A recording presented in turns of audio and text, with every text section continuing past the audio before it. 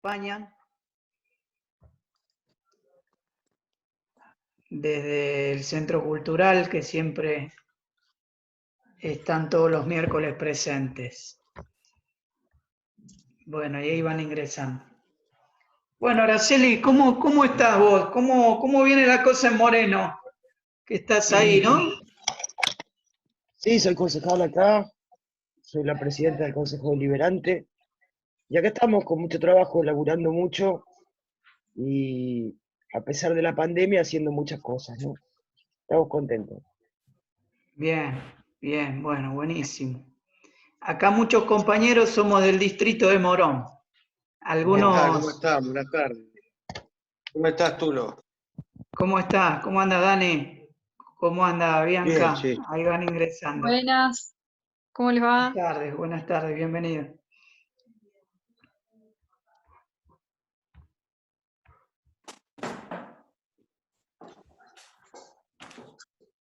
Bueno, esta primera etapa la voy a grabar desde acá, desde este ID, y después te voy a habilitar, Olga, si vos grabas la segunda partecita, como habíamos quedado. Perfecto. Buenísimo, gracias.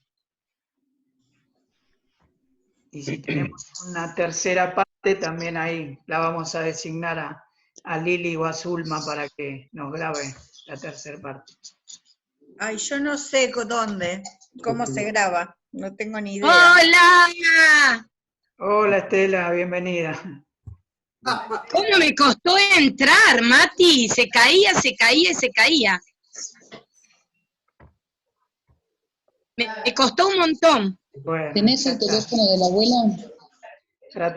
Tratemos de silenciar y después de algunas preguntitas que vamos a intercambiar con Araceli, y después abrimos el micrófono por el chat si le quieren hacer alguna pregunta, no hay problema.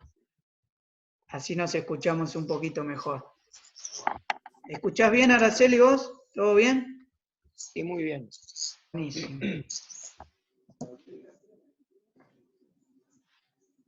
Bueno, yo quería arrancar preguntándote, porque pude ver algunas entrevistas que te habían hecho con respecto a esta obra que escribiste vos sobre el peronismo y el feminismo, ¿no? ¿El peronismo será feminista o no será nada? Así de tajante el título de la obra. Y escuché que vos trabajaste casi 3 años desde el Instituto Patria, ¿no? Con esta temática.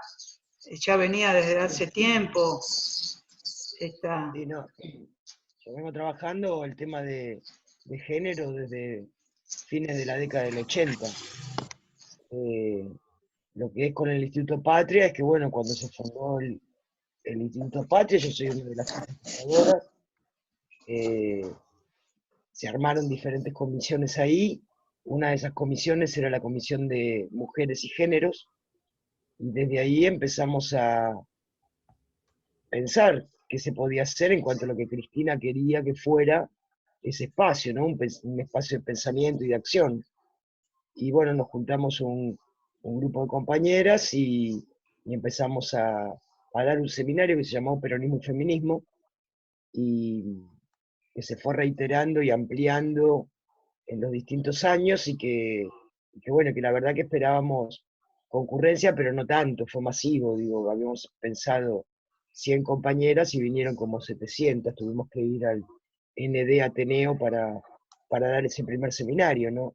Y entonces, bueno, eso permitió estar en contacto con compañeras y compañeros, no solamente de Capital y de la provincia de Buenos Aires, sino de todo el país, ¿no? Una experiencia muy más que interesante. Mirá, y podemos hablar de un feminismo nacional y popular, esto que trae Cristina, ¿no? También, que nos Sí, impone. bueno, obviamente que después de todos estos años, ya insisto, venía de mucho antes yo trabajando en la temática, rescatando a las mujeres ignoradas por nuestra historia y militando al mismo tiempo en el feminismo y en el peronismo. Eh, siempre me había parecido que había como la necesidad de dar una vuelta de rosca a este tema del feminismo mirado desde una visión nacional y popular, ¿no? Si bien yo había compartido distintos espacios feministas, siempre me parecía que que hacía falta como eso. Y al mismo tiempo en el peronismo lo mismo, ¿no? Que había como una suerte de rechazo al feminismo en sí sin ninguna discusión previa.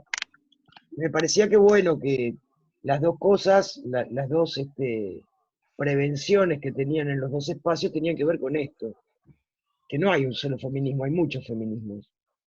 Y siempre me molestaba bastante que sobre todo las troscas nos dijeran que no podíamos ser feministas y peronistas. Y yo la verdad que no le veía la contradicción más allá de las prácticas que atraviesan a todos los partidos políticos, no solamente el peronismo es machirulo. La mayoría de los partidos políticos son machirulos. Ahora, ¿por qué las troscas suponían que ellas tenían más derecho a ser feministas que las peronistas, ¿no? Y sobre todo yo siempre les recordaba, digo, no sé de dónde salen ustedes tan puristas y tan supuestamente feministas y creyéndonos a nosotras tan patriarcales, porque estamos en un movimiento en el que estaba Perón, bueno, pero también estaba Evita, un movimiento que fundaron los dos juntos. Y yo les contestaba, y ustedes peor.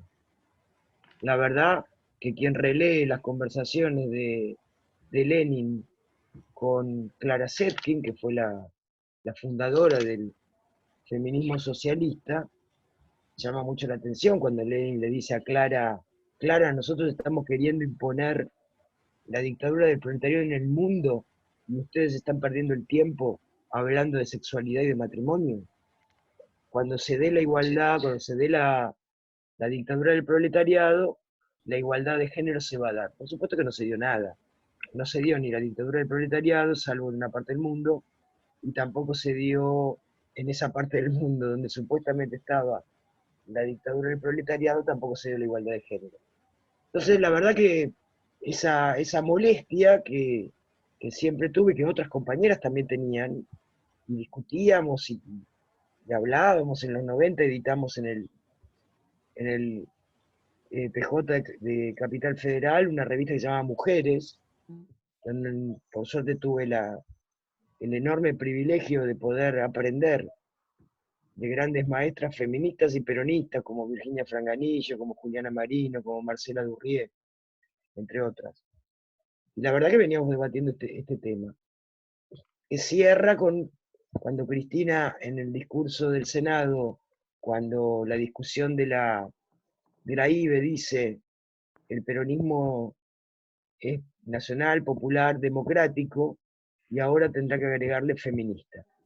Y entonces, bueno, me pareció que fue la última actualización doctrinaria que tuvimos en el peronismo, con esta formulación de Cristina, y me parecía que había que darle un sustento teórico a esto, ¿no? Y ahí empecé como a revivir mis malestares ante este cuestionamiento, pero también en la búsqueda de fundamentos para decir que así como hay un feminismo liberal, hay un feminismo de izquierda, hay un feminismo de lo que quieras, también hay un feminismo nacional y popular.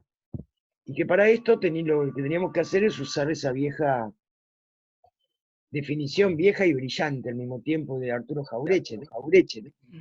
Arturo Jauretche le preguntaban ¿qué es el pensamiento nacional? Jauretche contestaba, el pensamiento nacional es lo universal visto por nuestros ojos. Y me pareció que eso era lo que le faltaba a nuestro feminismo nacional y popular, digamos. Dejar de repetir, por ejemplo, si vos pones en Google historia del feminismo, te va a salir que el feminismo nació con la Revolución Francesa, con la Declaración de los Derechos del Hombre y del Ciudadano, y un grupo de mujeres encabezadas por Olimpia de Gouges, que cuando escribieron la Declaración de las Mujeres y las Ciudadanas, bueno, terminaron en la guillotina, ¿no? Y está bien esa definición para el feminismo europeo. Yo creo que las mujeres de esta región tenemos bastante tiempo más de resistencia a la opresión patriarcal, para empezar comenzando con la conquista, ¿no? Digo, cuando en la escuela te enseñan que llegaron los conquistadores españoles y de pronto se produjo el mestizaje no es más que violación de mujeres originarias.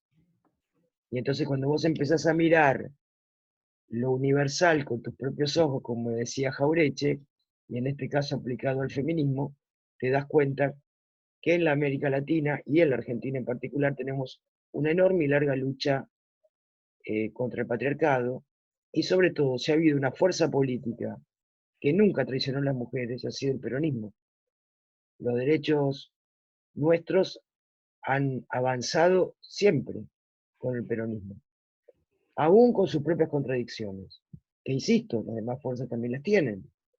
Entonces, ¿por qué razón nosotras teníamos que ser censuradas, que no podíamos ser peronistas y feministas, ¿no? Vos sabés, Araceli, que el taller de historia que estamos realizando, comenzamos haciendo un pequeño encuentro sobre algunos malditos de nuestra historia, ¿no? Y rescatamos la figura de María Roldán. Y cuando empezamos a investigar sobre María Roldán, nos fuimos enamorando del personaje, nos dimos cuenta de lo importante que había sido esta mujer dentro de la historia del movimiento nacional y popular, ¿no? Mira, en un encuentro que hicimos el año pasado, no me acuerdo si el año pasado o el anterior, con el Instituto Patria, que lo hicimos en Ezeiza, y que vino Cristina, convocamos a varias compañeras históricas de nuestro movimiento, y entre ellas estaba la hija de María Roldán, que Cristina les entregó un diploma y además el reconocimiento, ¿no?, para la lucha de todas esas mujeres.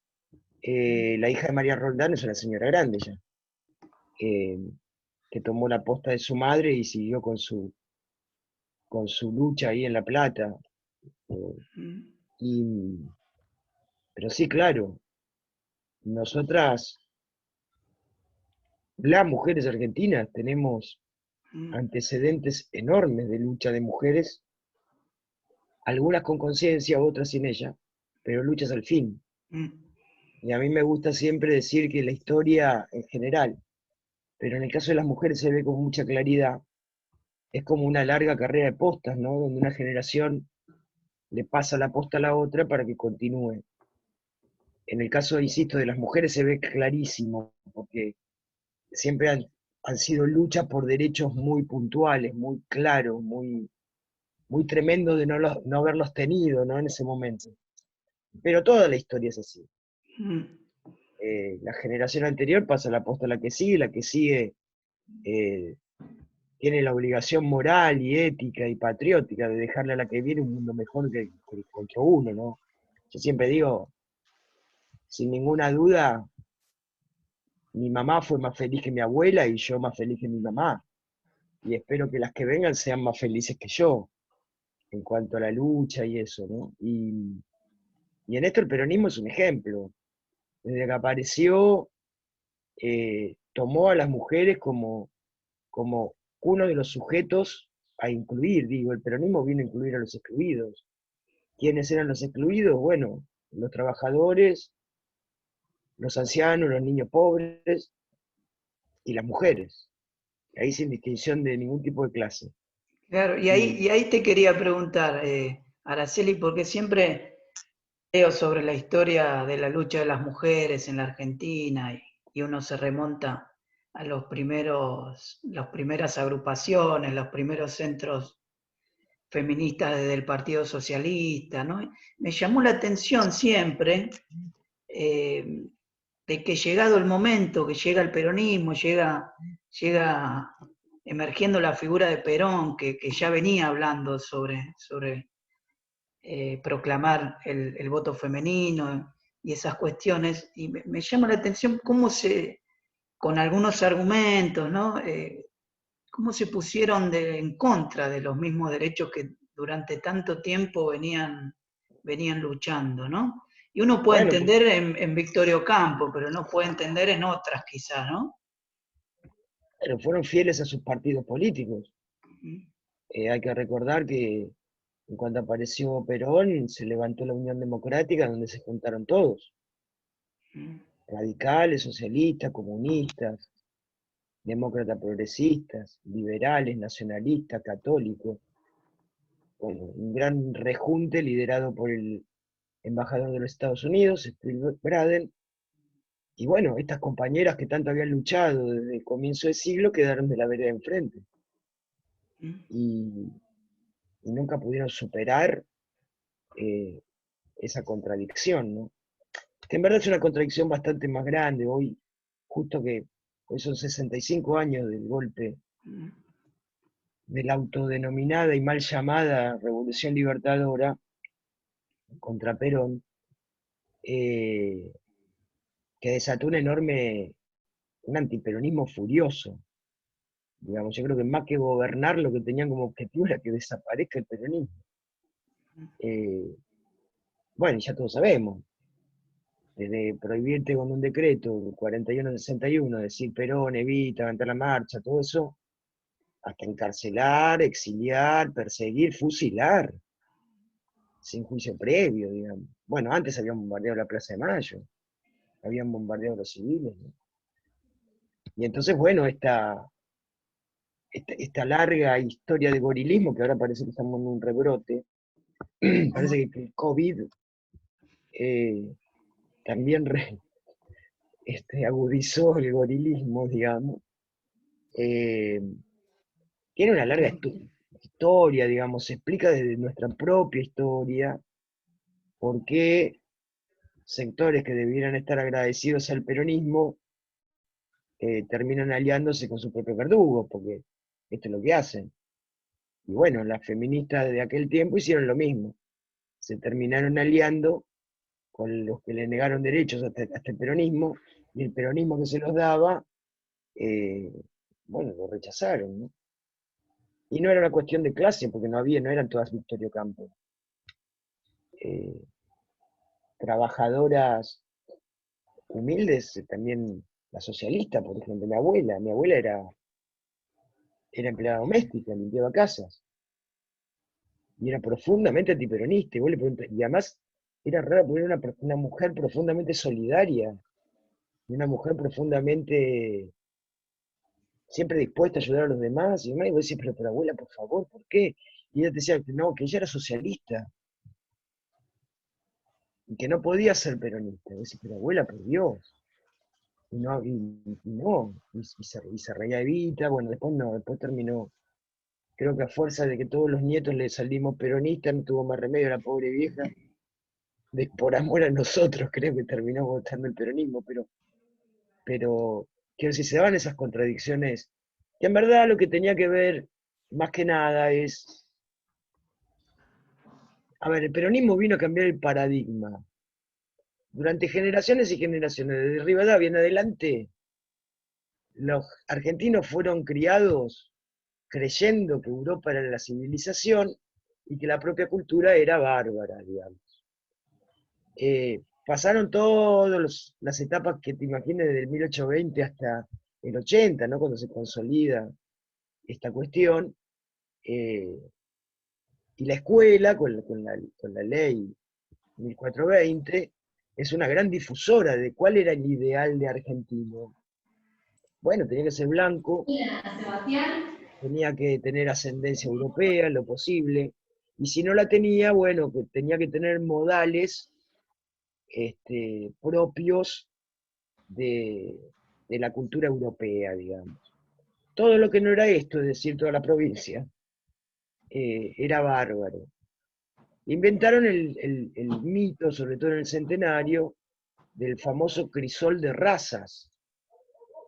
¿Cuál era la idea? Bueno, que a fuerza de tanta inmigración y con el paso de los años en las generaciones, los indios, los gauchos, los negros, se habían como fundido en una nueva raza, que era la argentina, pero que tenía que ser blanca y con espejo en Europa, digamos.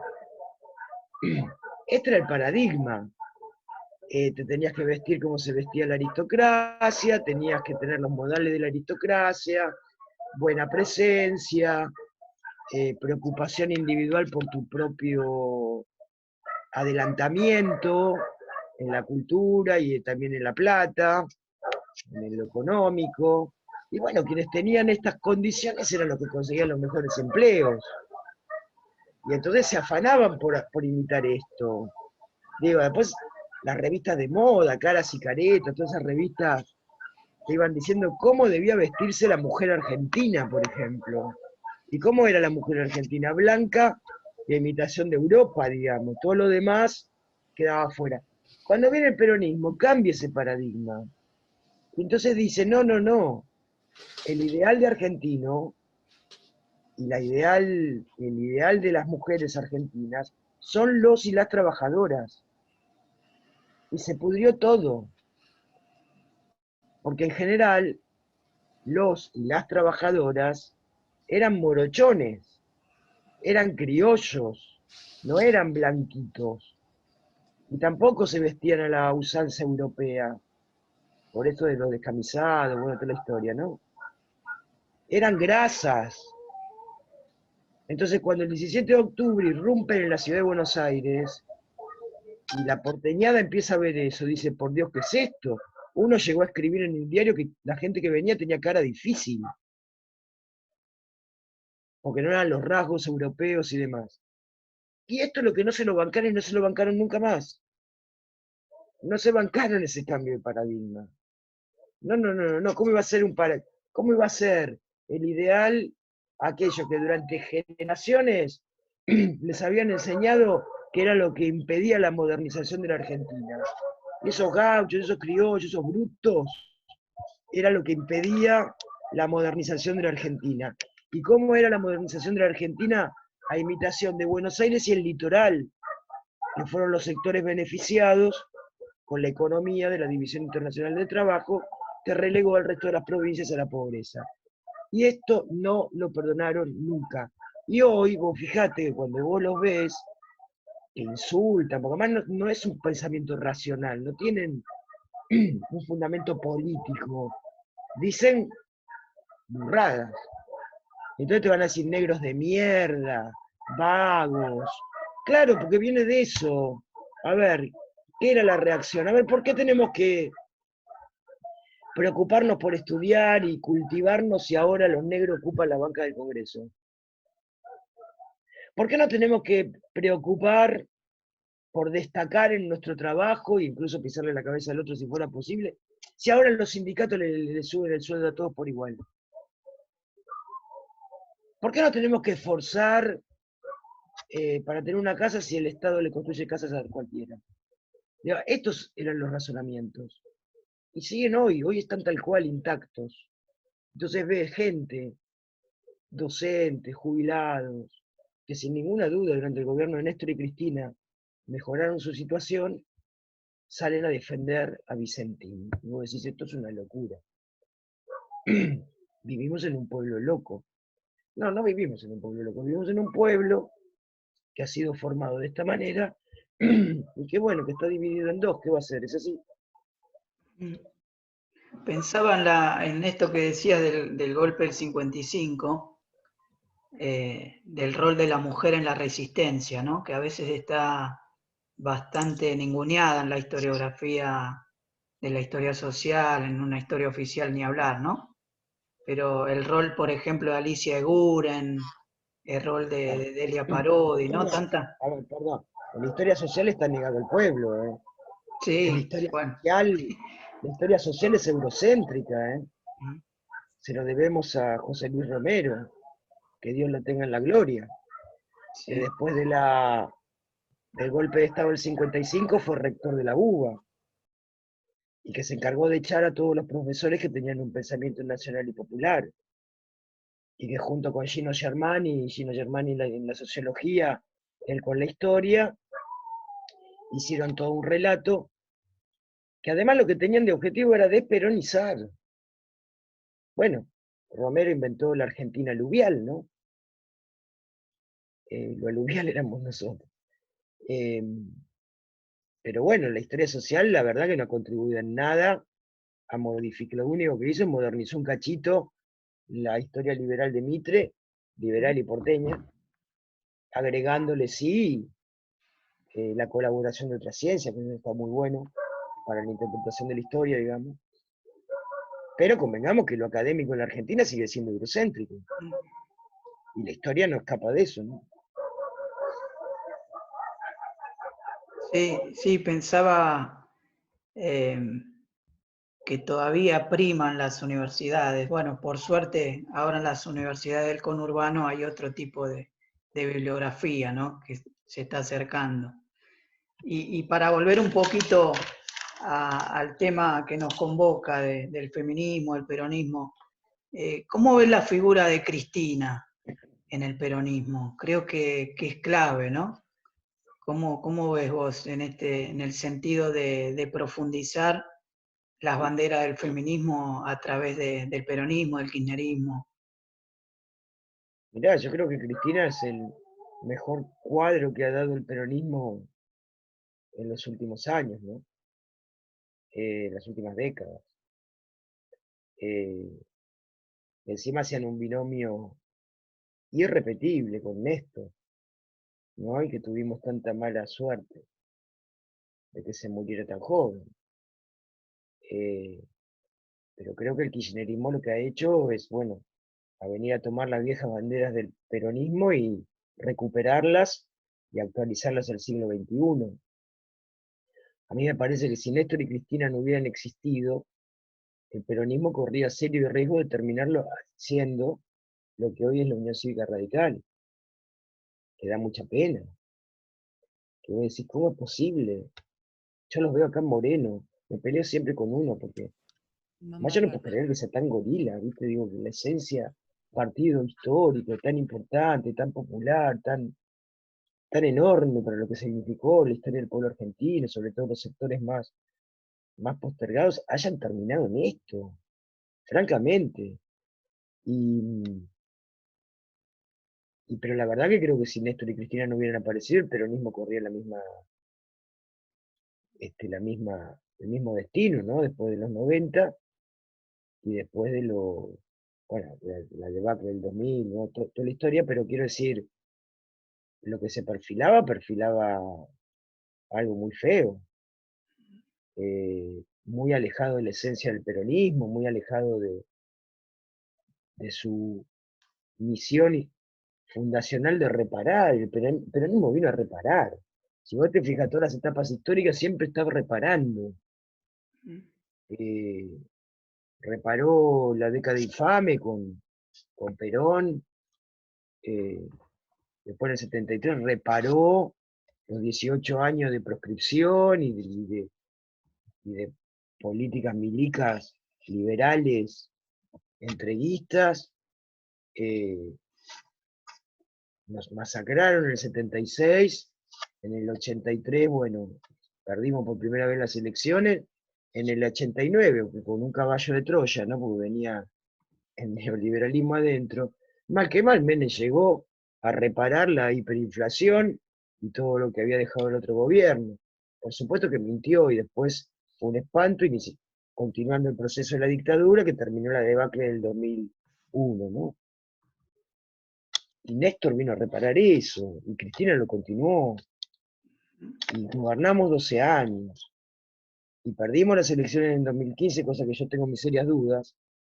A mí nadie me convence que perdimos las elecciones en el 2015, ¿eh? Con 700.000 votos, yo sigo teniendo mis serias dudas, pero bueno, pongámosle que perdimos las elecciones en el 2015. Otra vez el peronismo viene a reparar el desastre que estos tipos hicieron en 4 años. Y yo creo que el kirchnerismo tiene esa enorme cuota de refundación del peronismo, ¿no?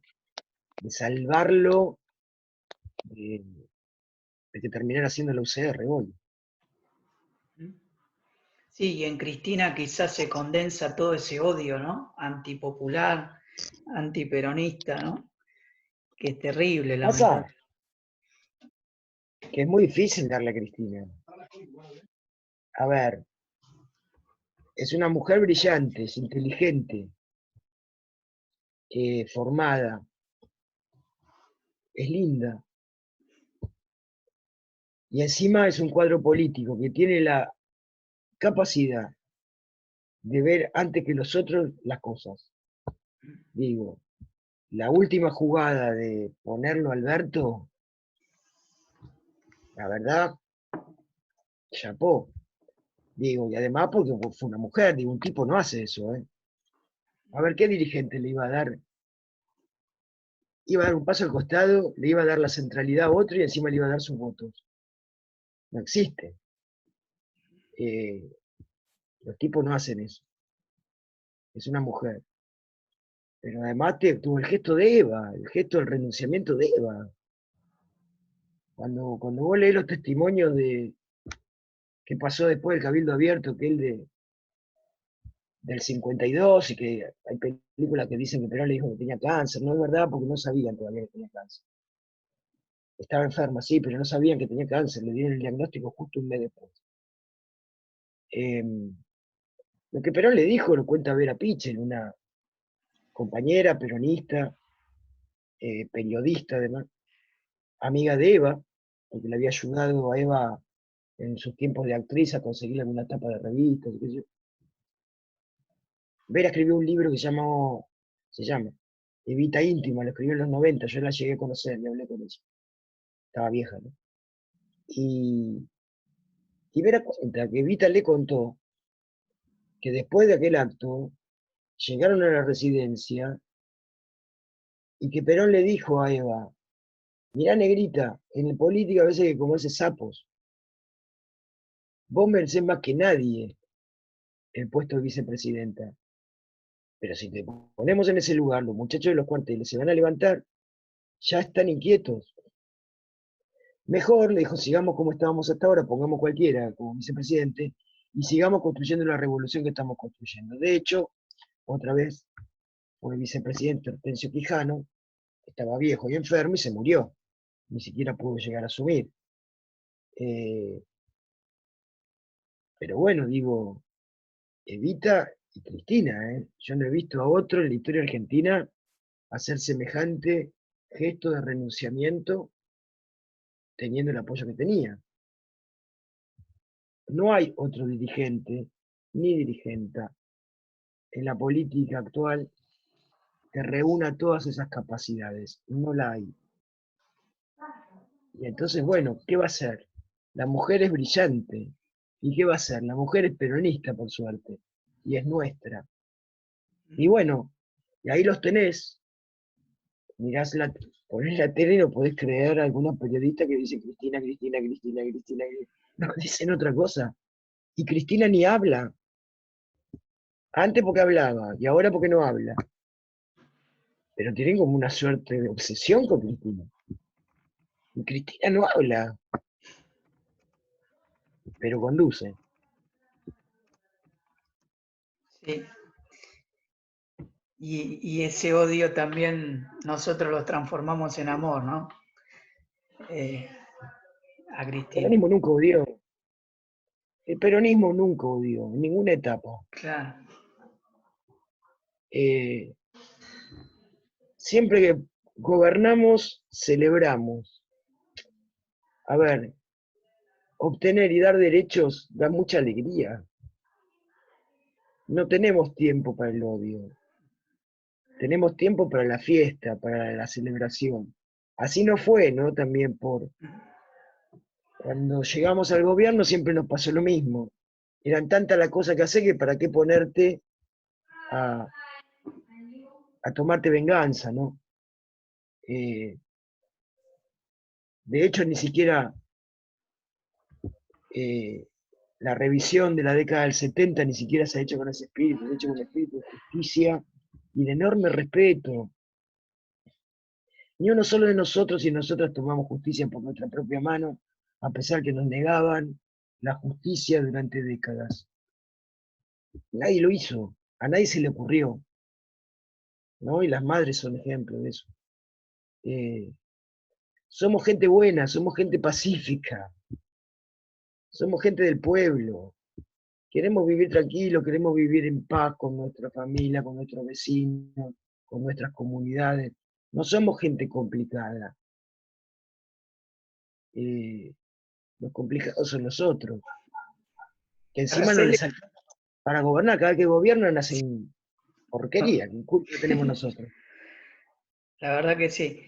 Se nos va a cortar, vamos a volver, ¿sabes? Volvemos con el mismo ID y con la misma contraseña. Hacemos 2, 3 preguntitas más y dejamos a los compañeros y las compañeras que te puedan hacer alguna pregunta, si quieren profundizar en alguna temática puntual. ¿Te parece? Dale, muy bien. Dale, buenísimo. Bueno, y de paso, ya que estamos todos, les comento que estamos todos los miércoles haciendo el taller de historia argentina vía Zoom, así que